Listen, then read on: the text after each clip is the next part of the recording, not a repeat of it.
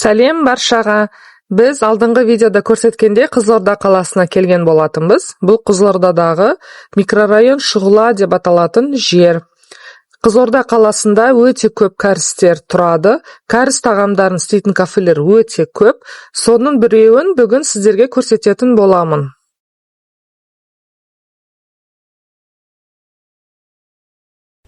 Күн салқын болып тұр. Кәдімгідей жел. Куртка киіп алған халқы Қызылорданың. Микрорайон Шұғыла.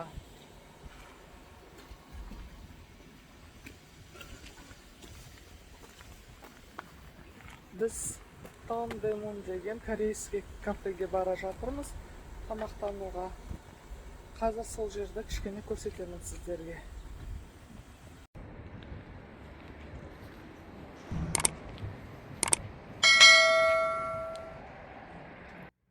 Ал міне біз келдік Тандемун деген кафеге, Корей тағамдарына. Қазір ішіне кіреміз.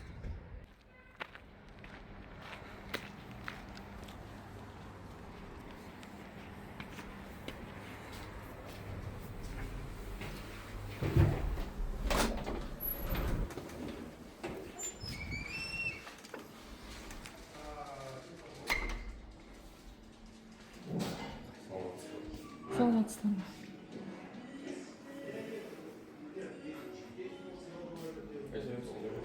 Жаңағы кірген екі кісі бір бала қақы кетті.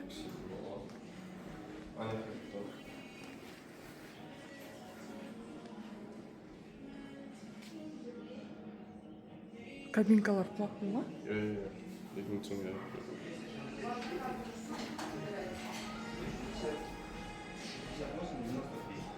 Караоке бар екен. Караоке. 15-20?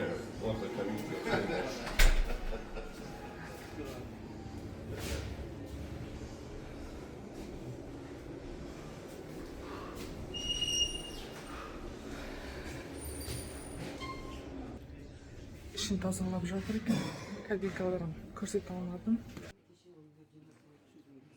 Жоқ.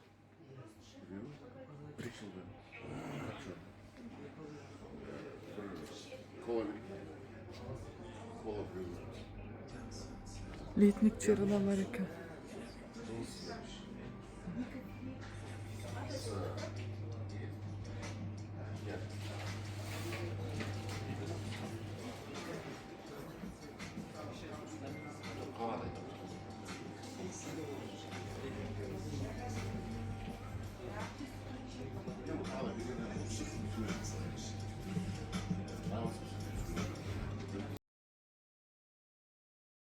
Кафенің іші кең, жарық, екі үлкен залдары бар.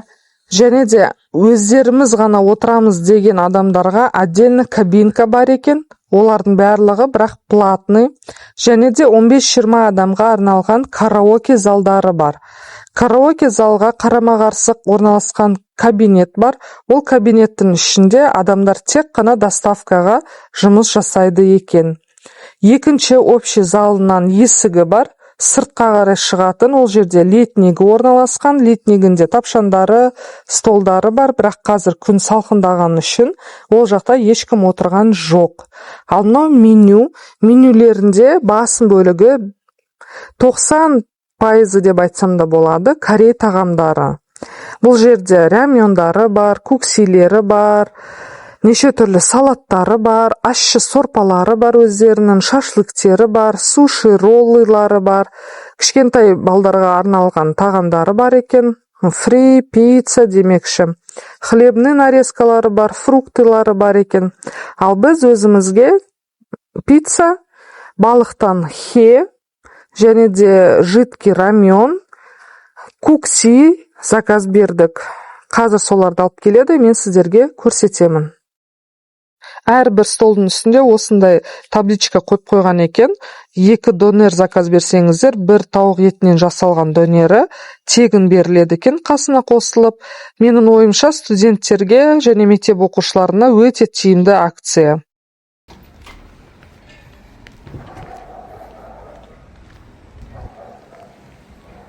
Доставкаға алып кетіп бара жатыр. 2 сумкамен тамақтарды заказ берген.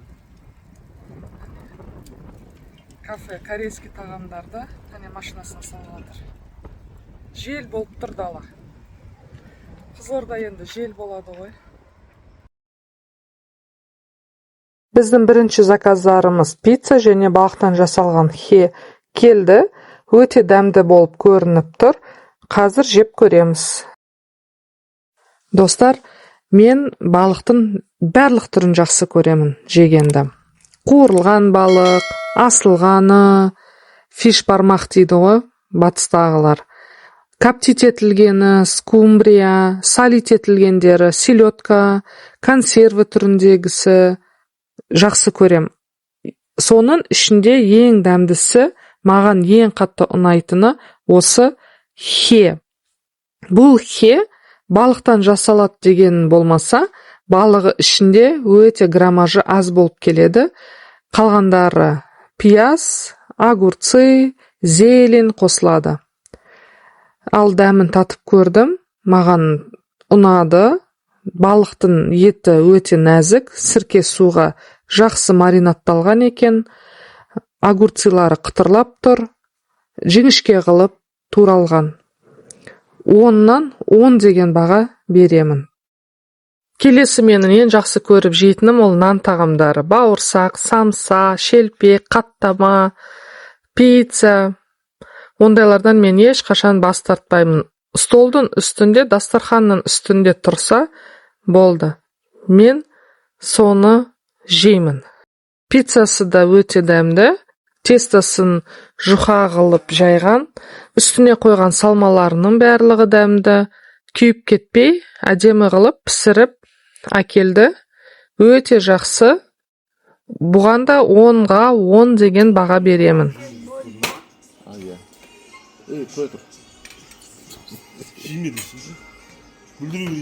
Жоқ әлі. Рамен. Ана Исмаил Мүйоттағы сияқты қылып жеймін ба? Исмаил Мүйот деген бар ғой, өзі көрсең.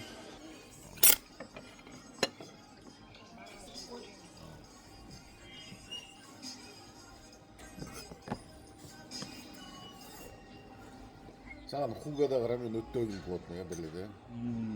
Ана бір летникде өттік қой, летник жақты аузында. Мен сен үшеуміз барған. Екеуміз барып мөлдірді. Екеуміз, я сол көрдім, короче, тема ол. Ана не берген? Не керек? Соевый соус.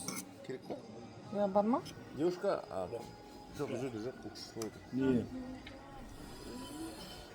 Соевый соус бар ма? Баклажановый. Беріңізші. Баклажан заказ бердім. сондай шығар. Ол жігіт қазір, ана баяғы, жаңағы, Мұрталғаттың туған күнде кірдік қой сіздер бір тойға баратып. Ана бір Байсет деген. Соны сатып алды сол жігіт. 3-4 этаж. 3 этаж, сосын террасы. Төбесінде ремонттап отыр қазір. Тойдан кейін шығып, кіребетке жейтін ана ең төбесіне. Иә. Соны сатып алды сол жігіт қазір. Ремонттап отыр. Анау. Достар, маған кукси әкеліп берді, бірақ бұл кукси жидкий болғаннан кейін кукси мури бар, лапшасы бар, қытырлақ капустасы және піскен еті бар. Яичный омлет, помидор, огурцы деген салмалары мүлдем жоқ. Және кукси муридің өзі безвкусный болып тұр. Сондықтан мен дополнительно тағы да соевый соус алып кеп беруге сұрандым. Соевый соусты қосқаннан кейін дәмін тағы да татып көріп, содан кейін өзімнің бағамды беремін. Көп кешіктірмей даяшы маған соевый соусты алып кеп берді. Оған көп рахмет атқарып жатқан жұмысына. Соевый соусты 2-3 қасық қосып, араластырып дәмін татып көрдім. Содан кейін барлығын қоса салайын деп шештім. Өйткені мен куксиді қышқыл болғанын және де сорпасының цветін қап-қара болып тұрғанын өте жақсы көремін. Соевый соусты қосып жеп көргеннен кейін мен бұл тағамға 6 деген баға беремін. Корейский кафеге келіп, өте дәмді кукси жеймін деген менің үмітім ақталмады. Ал сіздер достар қандай кукси жақсы көресіздер, соны комментарийға жаза кетіңіздерші. Не десем де, осы жерге келіп отырып, достарымызбен жақсы көңіл көтеріп қайттық. Бірнеше сағат бойы әңгімелестік, күлдік, бұрынғыларды еске алдық. Кәдімгідей ойымыз бөлініп, күйбең тіршіліктер бір сәтке ұмытылды. Жақсы қарсы алған досымызға алғысымыз шексіз. Досымыздың 40 жасы құтты бола берсін. Дені сау болып жүзге келсін. Отбасы, ата-анасы, жолдасы, баласы аман болсын.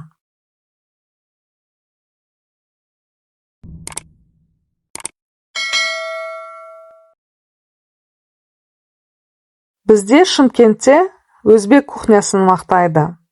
Ал Қызылорда қаласында корейский кухняны мақтайды. Сондықтан достар, сіздер Қызылорда қаласынан болсаңыздар, комментарийға жаза кетіңіздерші, қай кафеге барып, дәмді тамақтанып, көңіл көтеріп отырып қайтуға болатынын. Қызылордаға келген кезде сол жерге барып, тамақтанып, сол туралы видео түсіруге уәде беремін. Осымен біздің жақсы отырысымыз аяқталған соң, ары қарай бала-шағамызға Шымкентке жолға шықтық. Біраз сіздерге Қызылорда қаласының көшелерін түсірдім, соны тамашалаңыздар.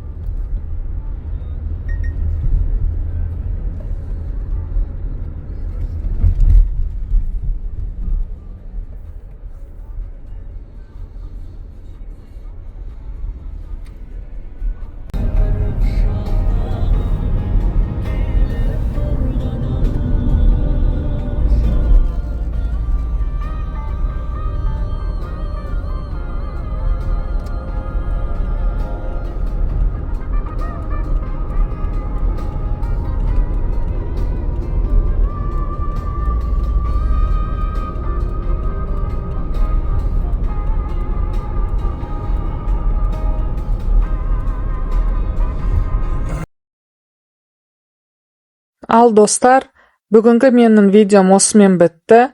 Менің видеома лайк қойып, коммент қалдырып, менің каналымды қолдап кетіңіздер. Бізге Ақжол аман-есен Шымкентке жетіп алайық. Келесі менің видеоларымда кездескенше сау болыңыздар.